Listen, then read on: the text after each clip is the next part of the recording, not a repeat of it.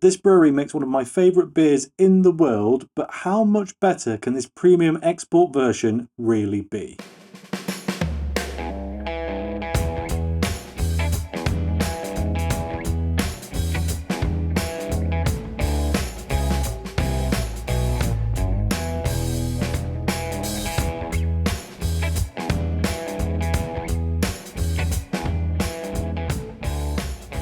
Hello and welcome back to the channel, and yes, today I'm taking a look at this from Tegernseer or Tegernseer, I'm never quite sure. I think Tegernseer is the place, Tegernseer is the brewery, and this is their Max the First Joseph export beer. Now, as often is the case with German beer, they try and trip me up on the pronunciation, and with this it is no different. I'm pretty sure I'm already saying Tegernseer or Tegernseer wrong, but I can't quite remember how to say it properly. And in addition to that, this Max the First Joseph, which seems like an odd name for a beer, is actually written Max I Joseph, but a little bit of research has led me to believe that this is named after a king of Bavaria named Max the First. I'm reckoning that I is Max the First Joseph, and that's just the way they wrote it. Bit of a German oddity for you there.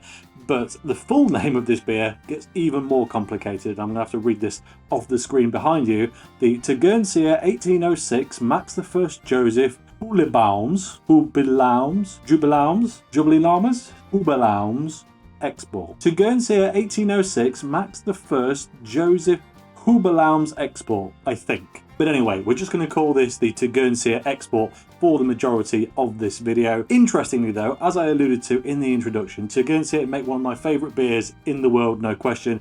They're regular Hells or Helles. It is absolutely phenomenal. I just adore it every time. It's not the richest, it's not the most, I don't know, out there, but something about it just hits every single time, and I think it is fantastic. As a result of that, I have subsequently reviewed their Special beer, their special export beer, which is another export beer that's slightly stronger than this one. It's slightly more expensive, but to be honest, the pricing on the regular Helles, this and that one, all pretty similar, all within kind of 15-20p of each other in the UK anyway, so not a big deal. But you know what, I was surprised. I really didn't think the Special was all that compared to the regular Helles. Maybe it's just stylistic differences, but it really didn't do it for me. So today I'm really hoping this one will. So what is it? Well, it's a 5.2% export lager. It doesn't have a fancy German name. It's not a Helles, it's not a Dunkel, it's not anything else. It's just export beer at 5.2%. If we take a quick look at the bottle, it has got that very traditional German look to it. There you go, 1806 Max the First Joseph export beer. All of this is in German. I say this is an import. I got mine from the Beer Merchants online shop. I think they also sell this at Beers of Europe. It goes in and out of stock on both websites pretty frequently, so just keep an eye out if it does happen to be any good. But yeah, let's get it open, shall we? Fairly pale, but it looks good. Nice amount of carbonation in there.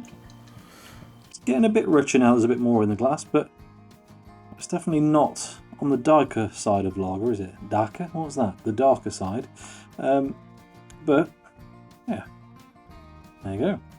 Not a bad looking brew. But yeah, in the glass it's got that proper pale straw lager colour to it. For some reason in this room, I don't know if it's the blue lights behind me or what, but it can come across a bit green. I've seen it in a lot of other beers. I'm pretty sure if you took this outside it'd just be bright golden straw yellow, but it has got a bit of a green tint to it as a result. It takes on the colour of its surroundings very easily. The head's not much to write about, but it's still there. Loads of great carbonation in the glass though. I don't know if you can see that, but yeah, definitely looks the business. Right then, on to the aromas.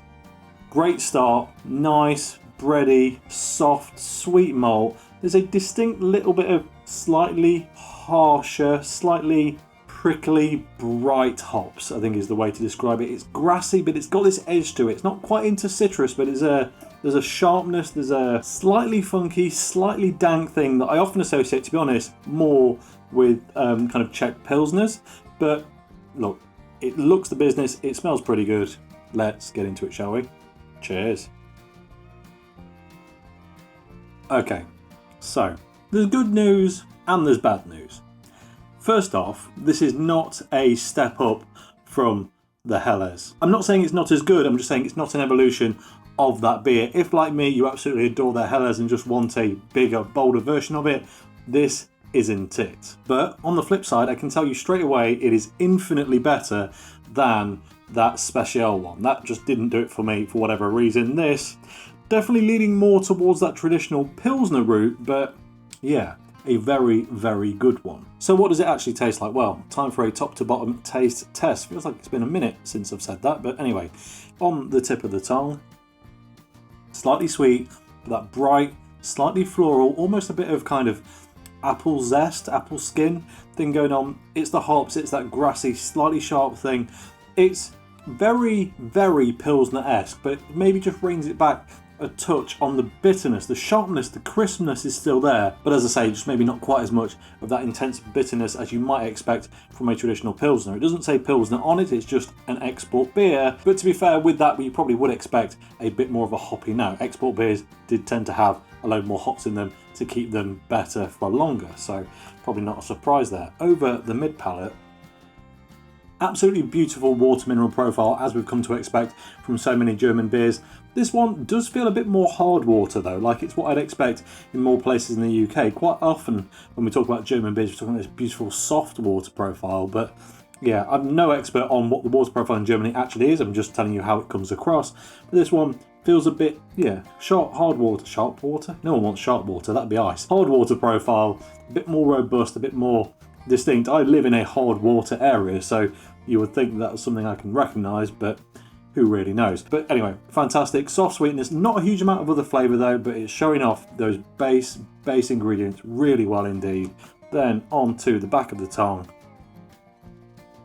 I'm gonna have to take that sip again, because what I just realised was this makes you salivate. Like, my mouth is watering, sat here trying to explain it to you, just wants me to take another proper sip. So anyway, take two, over the back of the tongue. The hops are building intensity a bit, that sharpness comes back in. It is bitter, but it's not over the top, it's just the dominant flavour, even though it's not that intense, if that makes any sense at all. You wouldn't call it a heavily bitter beer, but at that point, that really is all you're experiencing. It's more grassy again, a bit more vegetal, less fruity, less floral, but yeah, very, very refreshing indeed. And honestly, having to stop to swallow some saliva here, because it just, yeah, it really does just get your mouth watering a hell of a lot. The aftertaste though, as often is the case with these beers, is where it all absolutely comes together. Big, crisp, light bread, like it's almost cracker biscuity malt this. Beautiful though, nice, soft, it's sweet but without being too much. It's definitely not cloying, it's still very hyper refreshing. Fantastic beer for actually what is one of the hottest days we've had in a while here. I know in a lot of my videos I've said it's really warm. I think I've just chosen the wrong days to actually film, because most of our summer in the UK this year has been absolutely awful, but it's 28 degrees outside, more in this room. That is an absolute delight. There's a bit of the grassy note coming in, a bit more of that floral thing right from the tip of the tongue resurging.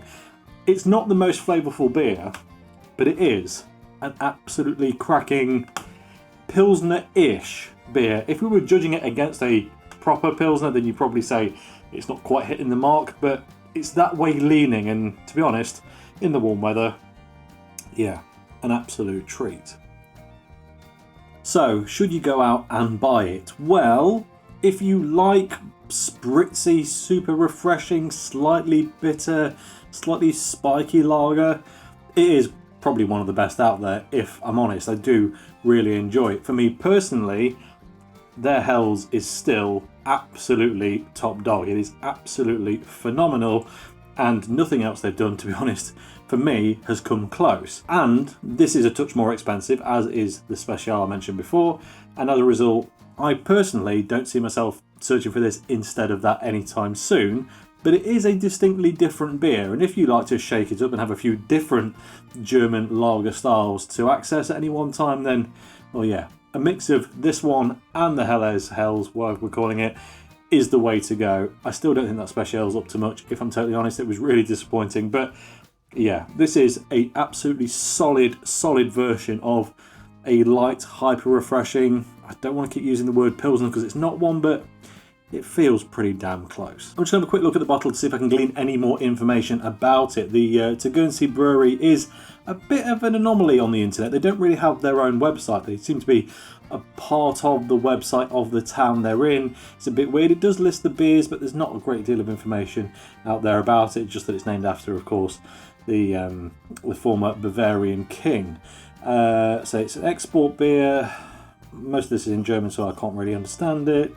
Unsurprisingly, the year 1817 is important, but I'm afraid there really isn't anything else to say about it.